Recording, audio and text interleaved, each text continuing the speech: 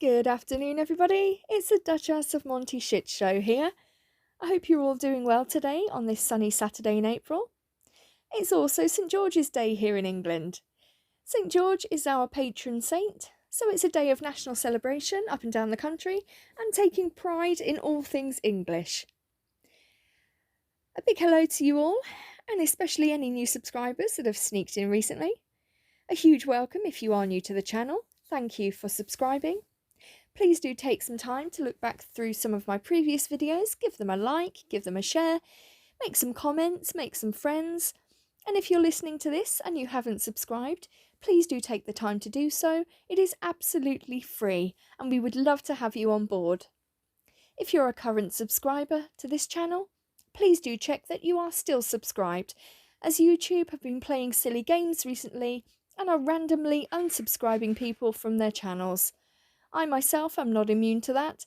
I discovered yesterday that I've been unsubscribed from both Lady C's and the Body Language Guys channels. I apologise for my absence over the past few days. My children have been on their 2-week Easter holidays from school, and I've wanted to step away from technology and from social media for a while, and we've been doing some things, including going to the beach and generally spending quality time together as a family and making memories. But I'm back now, so strap yourself in, buckle up, and here we go. Now, you cannot deny that over the past week, the media has been absolutely saturated yet again with stories about Harry and Meghan, whether it's to do with Invictus, or whether it's to do with the absolutely, in my opinion, pathetic and farcical Today interview that Harry recently gave, or whether it's to do with the Jubilee and the whole will they, won't they be on the balcony debacle. God, I'm so bored of that. I'm not going to go into any of that on this video because, quite honestly, there are hundreds of other videos by excellent YouTubers covering these topics in depth, and I would just be raking up over old ground. Perhaps adding my own unique spin on things, but actually essentially covering the same information that you will have read and heard about time and time again. But if you are interested in my take on Invictus and the Jubilee, myself and Queen Gertrude did a YouTube live a few days ago. If you managed to catch it live, thank you so much for joining us. If you managed to watch it on replay and you've left comments, thank you for that too. We appreciate your support. And if you have absolutely no idea what I'm talking about, please do look through my channel and you will find it on there. So as I said, today is April the 23rd, and as well as it being St. George's Day, and also the day on which William Shakespeare died, bit of useless trivia for you there, it's also Prince Louis's 4th birthday. Can you believe that? How did our boss baby grow up so quick? And true to tradition, his mum, Catherine, Duchess of Cambridge, proudly released a series of photographs late last night that she had taken herself to mark this important occasion. And it's absolutely wonderful to see him yet again looking so happy and so contented. However, as so often happens with these royal events, somebody has to pipe up and try and overshadow them or try and ruin them somehow. Now, normally it's the Sharkles, but today we've had a new contender step into the ring. Step forward, Matta. If you're not sure who Matta is, or if you need a small recap, Matta is firmly in the pro-Sussex camp, no matter how much she would try and persuade you otherwise. She believes herself to be unbiased and impartial, but one look at her Twitter feed, Instagram or TikTok posts, and you'll soon discover that she really isn't. She came to our attention here in the Megxit community around 5 or 6 months ago now, and quite frankly, in my own opinion, has been a little bit of a thorn in our side ever since. When we first learned of Amanda, she was working as a tour guide at the Whitaker Centre in Pennsylvania, which is an arts and educational centre for children. She also happened to make a few TikTok videos on the side about the royal family. One of the Megxit accounts within our community did some research into Miss Matta, only to discover that a couple of very unsavoury tweets had been posted, one of which stating, "Thoughts during school. How many of you can I kill with one bullet? Which, to be fair, may or may not have been intended as a joke, but in a country where there are no strict gun control laws and shootings within schools and educational facilities are sadly quite commonplace, it is sick, or at the very least, highly inappropriate to make or post such jokes, especially if you're working very closely around children in an educational setting. After these nasty tweets resurfaced, her employers, the Whitaker Centre, were contacted and alerted, and soon after, Miss Matta and the Whitaker Centre formally parted company, although it's never been formally established whether she was fired from her job, or whether it was of her own volition, or whether it was a mutual decision to part. But what did happen is that very soon after she disassociated herself from the Whitaker Centre, she started a GoFundMe page and asked the Sussex squad to donate money to her because she was no longer in employment and needed help to pay her bills, and also so that she could carve out a path to become a full-time royal correspondent, or whatever the hell she styles herself as. I haven't bothered to look up that information, as quite honestly, I really don't care, and I have better things to do with my time. Amanda's GoFundMe page raised a total of $10,865, with quite sizable donations being submitted by both Christopher Boozy and Ian Sexton. It was the collective hope that this would be the end of the matter, no pun intended, and she would quietly take her ill-gotten gains and go away. No such luck. She still regularly sticks her head above the parapet, posting TikTok videos or tweets, which in my opinion are designed to put the cat amongst the pigeons, try and stir up the tensions between the Sussex squad and us Mexiteers, and often race baiting on occasions. This tweet I'm putting up on the screen now is a classic example of her work, asking all of us in England how we would feel about eventually having a queen that wore Ugg boots. As if there's something wrong with that. Now forgive me if I'm wrong, but the pictures she used were back in the early 2000s, before William and Catherine got married, and Ugg boots were all the fashion then here in England. I myself had fake ones around that time, but only because I couldn't afford the real ones. Now very quickly, and very rightfully, her Twitter and Instagram feed was flooded by people pointing out her brazen hypocrisy by posting many different pictures of Meghan wearing Ugg boots. Fancy that. In fact, not only wearing them, but also promoting them for cash. One picture even showed Prince Harry being given a tiny pair of Ugg boots for baby Archie Harrison. So it's okay for one Duchess to do that, but not the other? Hypocritical much? So, given Amanda's track record, it's not come as a huge surprise today to see that she's now flapping her gums again over the pictures released ahead of Prince Louis's 4th birthday today, where she's made a TikTok video about Prince Louis going feral. What the hell is she banging on about? He's not feral. No sane, rational person would buy that narrative for even a second. By definition, a feral person is someone who is unclean, unkempt, wild, ferocious, and seriously out of control, which Prince Louis most definitely isn't.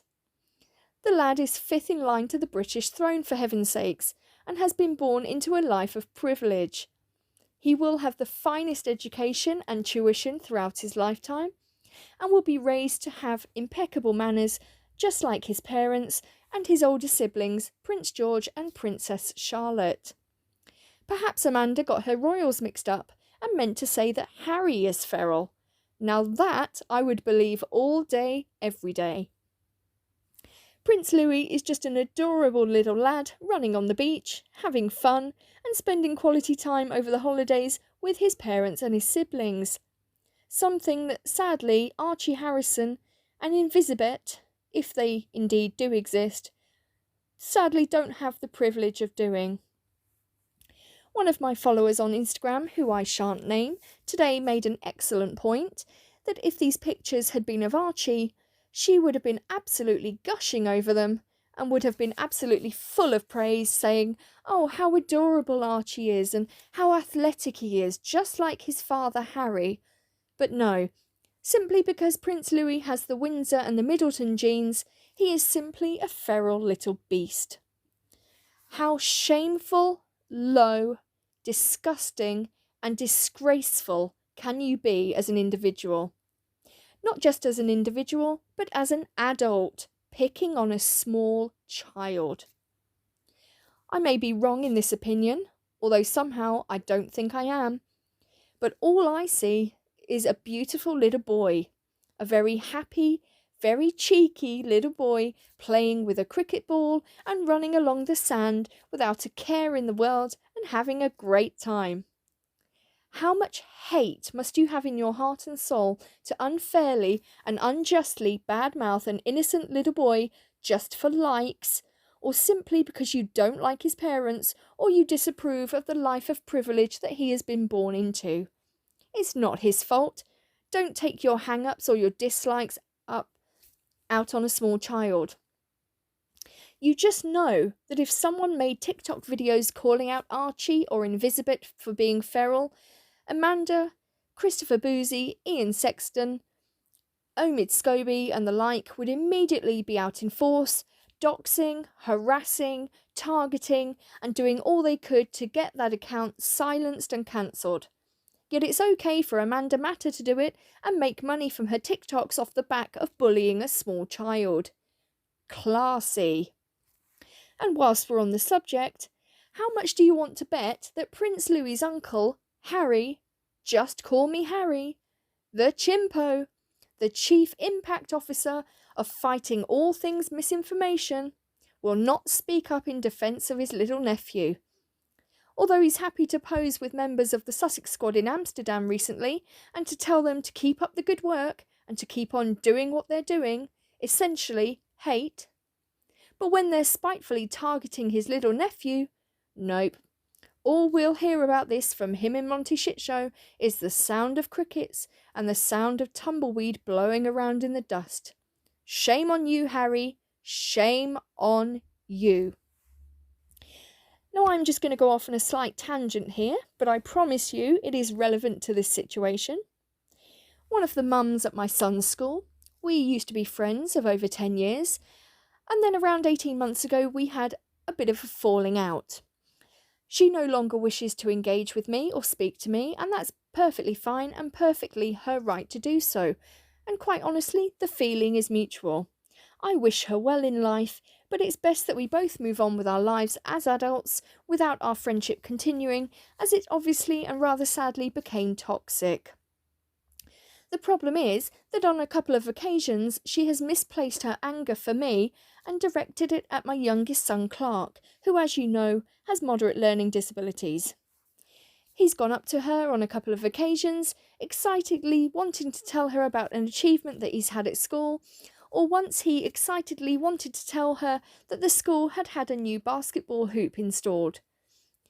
She rather rudely yelled a couple of swear words in his face, and in front of me, and that she didn't effing care. Now that kind of behaviour is disgraceful and shocking for a mother and as a grown adult, and it's very immature.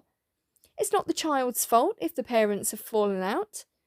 I don't care who you think you are, you don't take your anger or bitterness out on innocent little children. It's not necessary, and it's certainly not healthy.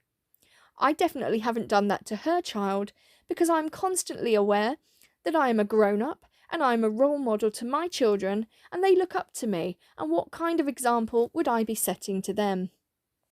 Now back to Miss Amanda Matta. Amanda, I say this to you. You may think you're coming across as a voice of the people, and maybe to a certain calibre of people you are, but believe me, those are not the kind of people I wish to engage with or ever wish to associate with. I can assure you, you definitely aren't the voice of the people. The reality is that, in my opinion, you're coming across to the majority as someone who's bitter, hateful, jealous, vengeful, spiteful, and just a generally nasty person. And that's really sad.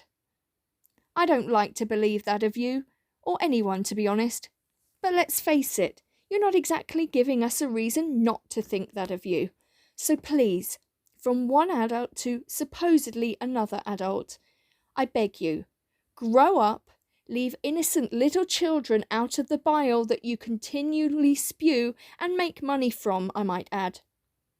If you have an issue with the Duke and Duchess of Cambridge, and you do, that's more than evident, and that's fine, that's your opinion and you're entitled to it. But it becomes an entirely different matter when you feel the need to drag an innocent 4-year-old little boy into the fore just for clicks and likes. Because I hate to say this, it is starting to look a bit of a pattern with you. A pattern is starting to emerge with you disregarding children, disparaging children, and even joking about wishing harm on children. And I don't like what I see. It's alarming. So please, grow up and do better. So, for the rest of you that aren't wasting your days making stupid videos and posting crap about pictures that simply depict a little boy having fun on the beach, I beg you, please just take 10 minutes out of your day to think of and pray for Amanda Matta. Maybe sing a few rounds of Kumbaya whilst you're in the shower, hang that crucifix above your bed, and if you're that way inclined, get out your sage and see if you can smudge the hell of the toxicity. Until next time, bye for now.